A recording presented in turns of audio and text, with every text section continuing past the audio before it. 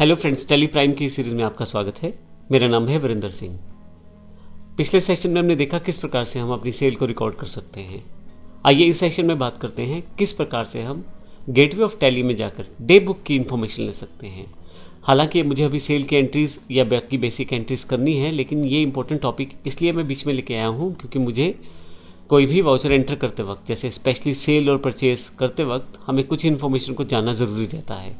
उसकी इन्फॉर्मेशन मैं इस सेशन में आपको देने वाला हूँ। तो आइए सबसे पहले देखते हैं डे बुक क्या होती है। अब डे वाइज जितना भी आप बिलिंग करते हैं, चाहे आपको बिल रिसीव हुआ है, चाहे आपने बिल भेजा है, तो उसकी पूरी इन्फॉर्मेशन जो है डे बुक में उन सभी वाउचर्स की आपको मिल जाती है। तो गेटवे ऑफ टैली में आपके पास यहाँ नीचे दिया गया ऑप्शन डे बुक है।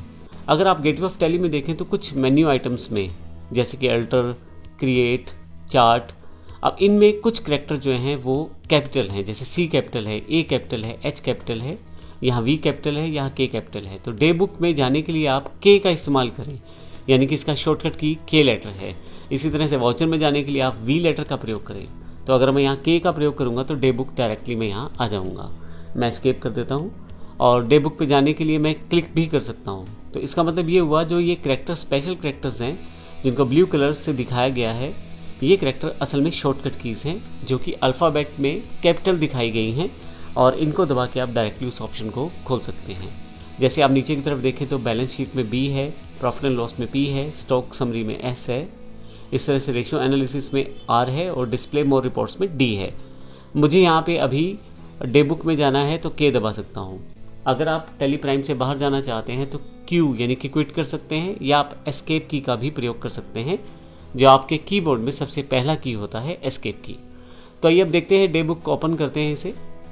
तो आप देखेंगे जो भी वाउचर आपने एंटर किए थे वो आपके पास एक डे बुक में कलेक्टिवली यहाँ दिखाए गए हैं। जैसे डेट, किस डेट को वाउचर एंटर किया गया है, पर्टिकुलर्स, IDBI बैंक है, Dinesh sons, CNC company, cash, voucher type क्या है, कॉन्ट्रा, सेल, परचेज इत्यादि, वाउचर नंबर उनके, अमाउंट कितना डेबिटेड है, क्रेडिट अमाउंट कितना है।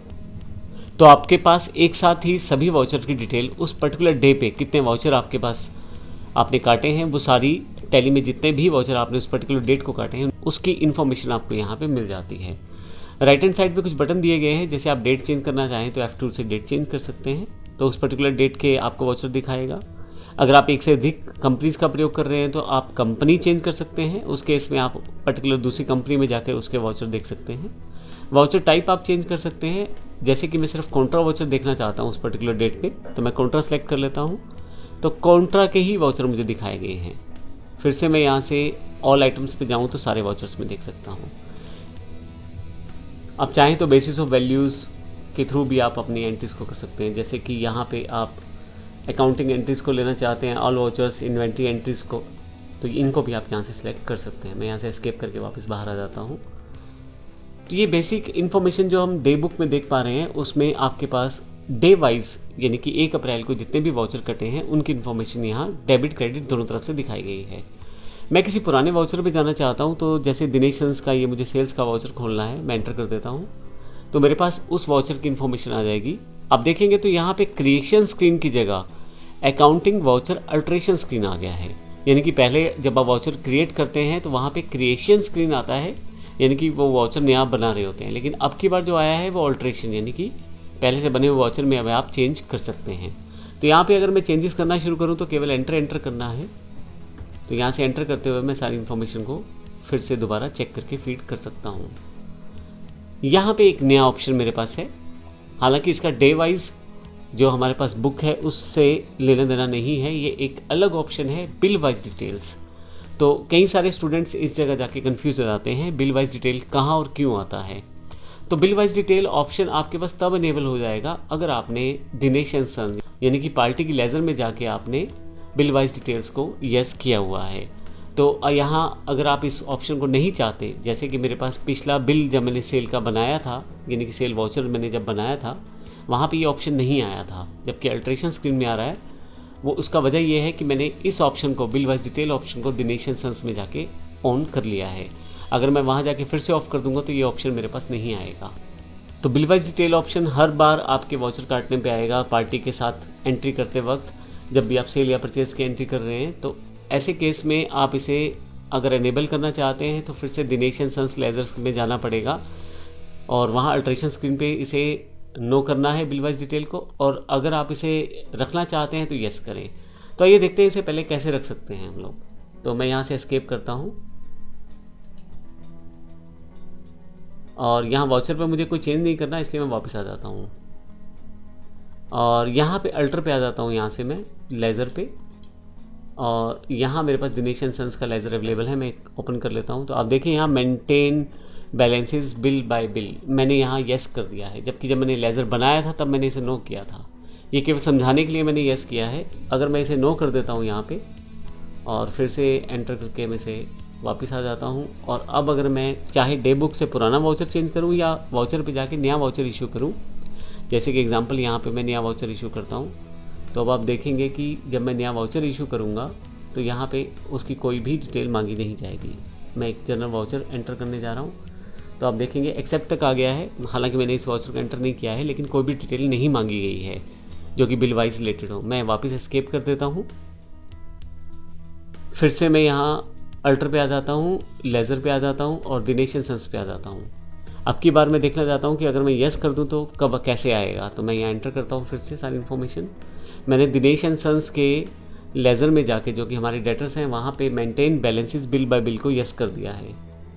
और यहाँ देखिए 15,000 का बैलेंस मेरे पास पहले से ड्यू है, तो अब यहाँ पे बिल वाइज ब्रेकअप मांगा जा रहा है, यानी कि ये 15,000 किस बिल के हैं उसकी इन्फॉर्मेशन मैं दे सकता हूँ। यहाँ हालांकि मैं एंटर करके इसे सेव कर देता हूँ बिना कोई ख़ास चेंजेस किए, और वापस एस्केप करके मैं आ जाता हूँ वाउचर स्क्रीन पे। अब मान लीजिए मुझे कोई नया बिल एंटर करना है दिनेश एंड सन्स के नाम से, तो अब यहाँ पे जैसे ही मैं यहाँ सेल की एंट्री करूँगा तो टोटल अमाउंट के बाद ये नरेशन से पहले मेरे पास एक स्क्रीन और आ जाएगी, bill wise detail for Dinesh and sons. ये जो 2,000 रुपये मैंने लिए हैं, ये बिल वाइज डिटेल के अंतर्गत मुझे बताना है कि किस चीज़ के हैं। अब देखिए, जब भी दिनेश एंड सन्स की एंट्री करूँगा मैं पेमेंट करते वक्त, सेल करते वक्त, तो ऐसे केस में मेरे से इन्फॉर्मेशन मांगी जाएगी कि वो अमाउंट जो मुझे मिला है या जो सेल मैंने की है वो किस बिल से रिलेटेड है। उस इन्फॉर्मेशन को आप यहाँ मेथड ऑफ एडजस्टमेंट के थ्रू रिकॉर्ड कर सकते हैं टैली प्राइम में।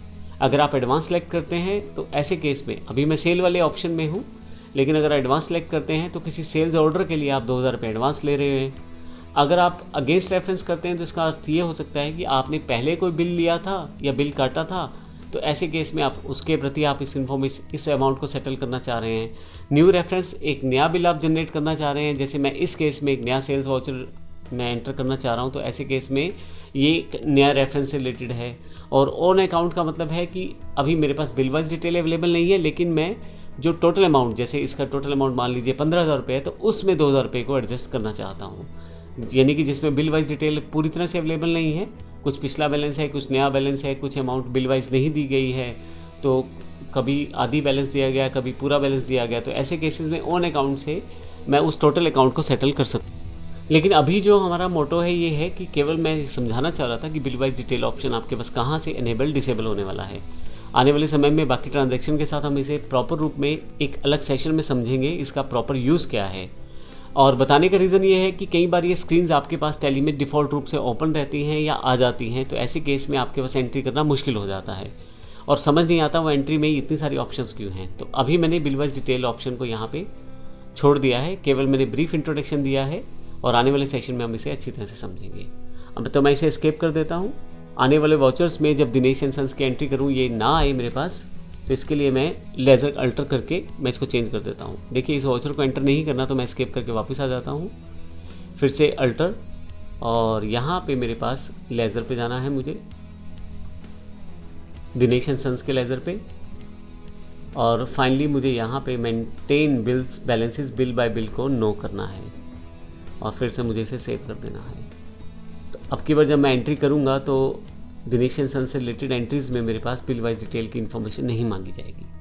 तो इस सेशन में हमने दो चीज़ें समझी हैं, एक डे बुक और एक बिल वाइज डिटेल्स को एंटर करना। अगले सेशन में हम बात करेंगे फिर से एक सेल्स वाउचर जो कि कैश सेल वाउचर रहेगा। धन्यवाद।